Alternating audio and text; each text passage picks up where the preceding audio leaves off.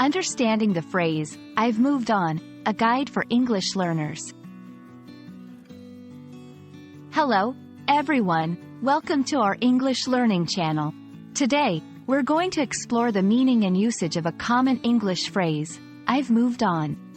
This phrase can be a bit tricky for learners, but by the end of this video, you'll understand it like a native speaker.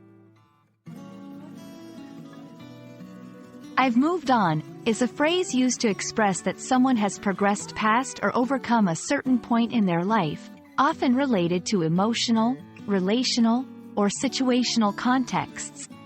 It signifies a transition from one state to another, usually implying a positive change or development.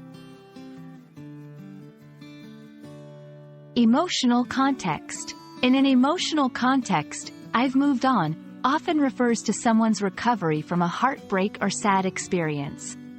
For example, after the end of a relationship, one might say, "I've moved on," to indicate they are no longer emotionally attached to their former partner.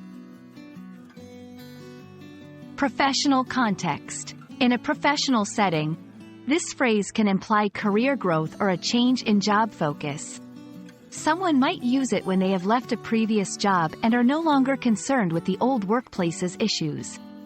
Personal development. "I've moved on" can also be used to indicate personal growth or a change in beliefs or attitudes. It's a way of saying that one's perspective or understanding has evolved.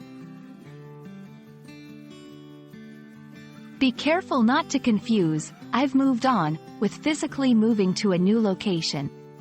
While it can be related to changing places, it's more often about emotional or situational changes. Also, remember that it's a phrase more about the speaker's internal state than external circumstances. "After my job loss, it took a while, but I can finally say I've moved on and am excited about new opportunities."